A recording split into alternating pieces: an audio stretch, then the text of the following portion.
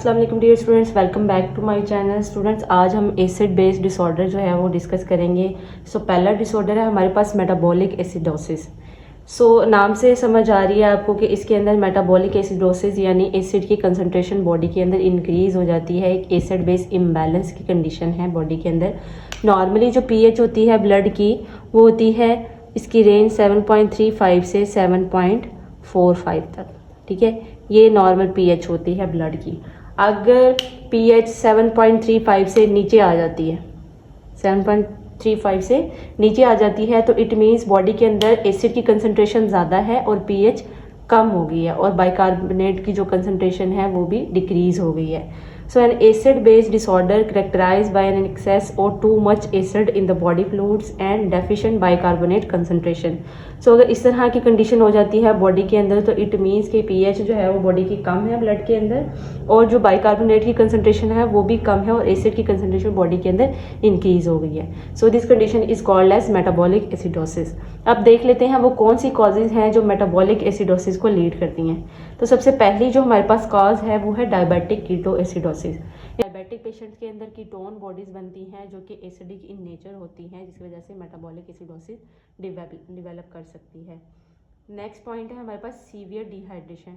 Severe dehydration वो चाहे vomiting की वजह से है, डायरिया की वजह से है, in any case severe dehydration lead करती है मेटाबॉलिक एसिडोसिस को, जिसमें एसिड की कंसंट्रेशन बाइकार्बिक कंसंट्रेशन कम हो जाती है और एसिड की कंसंट्रेशन इंक्रीज हो जाती है।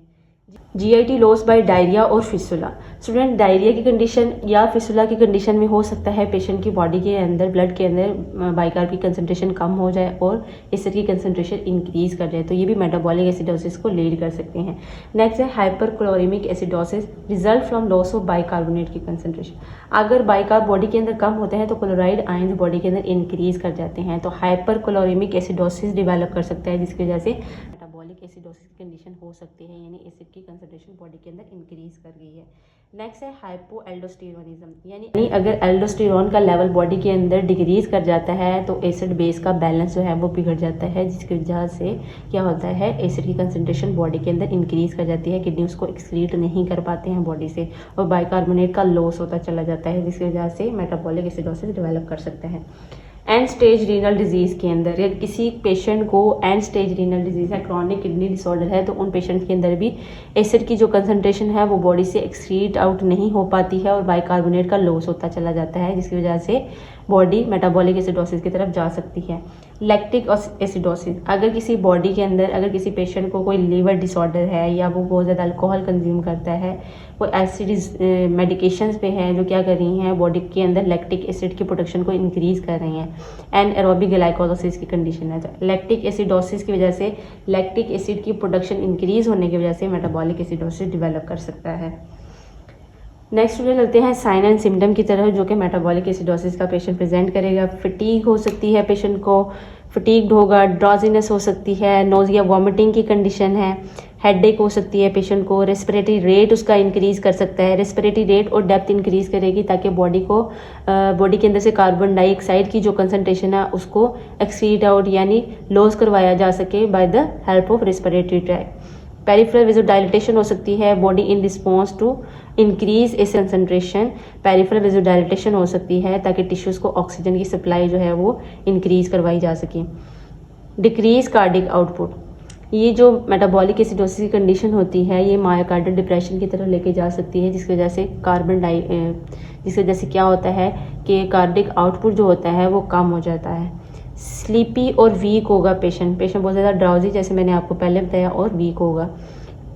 को स्मॉल रिस्पिरेशन हो सकती है जिसमें रेस्पिरेटरी रेट और डेप्थ इंक्रीज कर जाता है और पेशेंट जो है वो कार्बन डाइऑक्साइड को बॉडी से एक्सक्रीट आउट करवाने की कोशिश कर रहा होता है। कन्फ्यूजन में हो सकता है पेशेंट शोक में जा सकता है, फोटोफोबिया की कंडीशन हो सकती है और कोमा की कंडीशन हो सकती है।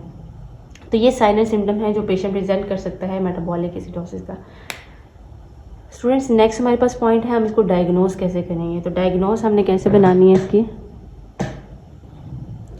स्टूडेंट्स, नेक्स्ट पॉइंट हमारे पास आ जाता है कि हमने मेटाबॉलिक एसिडोसिस को डायग्नोज कैसे करना है। तो हम पीएच लेवल करवाएंगे ऑब्वियसली ब्लड के, जिसके अंदर हमने ब्लड की पीएच चेक कर लेनी है जो कि 7.35 से कम मिलेगी हमें, और बाइकार्ब की कंसंट्रेशन जो कि नॉर्मली होती है 22 to 29 milli equivalent per litre. तो ये क्या होगी, बाइकार्ब की कंसनट्रेशन भी 22 मिली इक्विवेलेंट पर लीटर से कम होगी। तो इट मीन्स बॉडी का जो ब्लड है उसके अंदर पीएच लेवल जो है वो कम हो गया। एबीजीज करवा लेंगे, आर्टीरियल ब्लड गैस एनालिसिस, जिसमें हम पार्शियल प्रेशर ऑफ ऑक्सीजन और कार्बन डाइऑक्साइड चेक कर लेंगे, बाइकार्ब की कंसंट्रेशन चेक कर लेंगे। नेक्स्ट हम फिजिकल एग्जामिनेशन करवा सकते हैं। फिजिकल एग्जामिनेशन में हमें डिहाइड्रेशन के सिम्टम्स मिलेंगे, डायबिटिक कीटोएसिडोसिस के सिम्टम्स मिलेंगे और हार्ट फेलियर के सिम्टम्स मिल सकते हैं। नेक्स्ट हम यूरिन एनालिसिस करवा लेंगे। यूरिन एनालिसिस के अंदर हमें किडनी फंक्शन का आइडिया हो जाएगा। अगर बाइकार्ब की कंसंट्रेशन बहुत ज़्यादा यूरिन के अंदर लॉस हो रही है और एसिड जो है वो किडनी एक्सक्रीट आउट नहीं कर पा रहे हैं, तो यूरिन एनालिसिस हमें इसका भी टीएच का भी आइडिया हो जाएगा साथ में। तो ये डायग्नोस्टिक टेस्ट हैं जो हम करवा सकते हैं मेटाबॉलिक एसिडोसिस के पेशेंट्स के अंदर। नेक्स्ट स्टूडेंट्स हम देख लेंगे कि इसको हमने ट्रीट कैसे करना है, कौन सा हमारे पास ट्रीटमेंट प्लान है मेटाबॉलिक एसिडोसिस के लिए। सबसे पहले हम उसकी डाइटरी एडजस्टमेंट करेंगे। डाइटरी एडजस्टमेंट में हमने फ्रूट्स और वेजिटेबल्स इंट्रोड्यूस करवाने हैं उनकी डाइट के अंदर। ऐसे फ्रूट्स और वेजिटेबल्स जिनके अंदर एसिड की कंसनट्रेशन कम हो। जैसे कि फ्रूट्स की अगर हम बात करें तो पपाया आ जाता है, बनानाज आ जाते हैं, और अगर वेजिटेबल्स की बात करें तो उसमें कॉलीफ्लावर्स, बीन्स वगैरह हैं। लेकिन according to the doctors advice आपने फ्रूट्स और वेजिटेबल्स इंट्रोड्यूस करवाने हैं। हाइड्रेशन भी बहुत ज़रूरी है ताकि मेटाबॉलिक फंक्शंस को जो है वो नॉर्मलाइज किया जा सकते हैं। प्रॉपर हाइड्रेशन उसको हेल्प आउट करेगी। Manage blood sugar in diabetic patient, तो ऑब्वियसली हमने शुगर लेवल जो है वो डायबिटिक पेशेंट के अंदर कंट्रोल करना है ताकि किसी किस्म की कीटोन बॉडीज़ ना बने और मेटाबॉलिक एसिडोसिस की कंडीशन ना हो। देन आ जाते हैं मेडिकेशन की तरफ। कौन सी फार्माकोलॉजिकल मैनेजमेंट हम कर सकते हैं। बाइकार्बोनेट देंगे ऑब्वियसली ताकि हम एसिड को न्यूट्रलाइज कर लें, उनका बैलेंस बना लें। आइनोट्रॉप्स दे सकते हैं ताकि हम हार्ट फंक्शन, मैंने आपको बताया कि जो मेटाबॉलिक एसिडोसिस होती है ये मायोकार्डियल डिप्रेशन की तरफ लेके जा सकती है, जिसकी वजह से हार्ट की जो फोर्स ऑफ कंट्रैक्शन है वो रिड्यूस हो जाती है, जिसकी वजह से कार्डियक आउटपुट डिक्रीज कर सकता है। तो आइनोट्रॉप्स की हमें ज़रूरत पड़ सकती है। इंसुलिन, ऑब्वियसली डायबिटिक पेशेंट के अंदर हम इंसुलिन देंगे ताकि उनकी डायबिटीज़ को कंट्रोल किया जा सके। इलेक्ट्रोलाइट और फ्लूइड मैनेजमेंट करेंगे। डायलिसिस करवा सकते हैं जिन पेशेंट्स का रीनल फेलियर चल रहा है। रेगुलर मॉनिटरिंग और पीएच बाइकार्बोनेट लेवल्स, हम जो है वो रेगुलर मॉनिटरिंग कर लेंगे ताकि पीएच लेवल्स को देखा जाए, साथ साथ जो भी हम ट्रीटमेंट दे रहे हैं वो वर्कआउट कर रही है कि नहीं कर रही है, ठीक है। और बाइकार्बोनेट लेवल्स को भी हमने चेक करना है, ठीक है, क्योंकि हम बाइकार्बोनेट भी इंट्रोड्यूस करवा रहे हैं तो ये ना हो कि बाइकार्बोनेट का लेवल इंक्रीज कर जाए। तो हमने पीएच और बाइकार्बोनेट बार बार एबीजीज करवा रहे हैं, ठीक है, रिपीटेडली, और उनका पीएच लेवल चेक करेंगे, ठीक है। तो स्टूडेंट्स ये थी इसका ट्रीटमेंट जो कि बहुत सिंपल है और ईजी है। सो मेटाबॉलिक एसिडोसिस जो है वो बहुत इंपॉर्टेंट है पेपर पॉइंट ऑफ व्यू से। मेटाबॉलिक एसिडोसिस एक ऐसा एसिड बेस्ड डिसऑर्डर है जिसके अंदर एसिड की कंसंट्रेशन बॉडी के अंदर इंक्रीज कर जाती है, बाइकार्बोनेट की कंसंट्रेशन डिक्रीज कर जाती है और पीएच लेवल बॉडी के अंदर कम हो जाता है। फिर हमने इसके अंदर कॉजेज देखी जिसमें डायबिटिक पेशेंट्स आ रहे हैं जिनको डिहाइड्रेशन है, कोई फिस्टुला है, डायरिया की कंडीशन है, या एंड स्टेज रीनल डिजीज चल रही है, या फिर किसी किस्म की अल्कोहल कंजम्पशन भी है कि लीवर डिसऑर्डर की वजह से लैक्टिक एसिड की कंसंट्रेशन उनकी बॉडी के अंदर इंक्रीज करी है। फिर हमने उसके साइन एंड सिम्टम देखे, जिसमें बहुत ज़्यादा ड्राउजी, वीक फील कर रहा है, स्लीपी होता है, उसके कार्डिक आउटपुट कम हो जाती है, कॉस्मोल रिस्पिरेशन होती है जिसमें रेट और डेप्थ इंक्रीज हो जाती है। देन कोमा, शॉक और डेथ भी हो सकती है पेशेंट की। डायग्नोसिस, हमने उसके अंदर पीएच लेवल मॉनिटर करना है, ब्लड का 7.35 से कम मिलेगा, बाइकार्ब की कंसंट्रेशन कम मिलेगी, यूरिन एनालिसिस करवा सकते हैं, साथ में फिजिकल एग्जामिनेशन और एबीजीज। नेक्स्ट हम ट्रीटमेंट देखा जिसमें वेजिटेबल्स, फ्रूट जो कि लेस एसिडिक इन कंटेंट हो वो हम इंट्रोड्यूस करवाएंगे, हाइड्रेशन पे फोकस करेंगे और उसकी जो है वो डायबिटिक पेशेंट की डायबिटीज़ पे कंट्रोल करना है। हमने कुछ ड्रग्स हमने देनी है ताकि हम हार्ट फंक्शन को जो है वो नॉर्मलाइज कर सकें।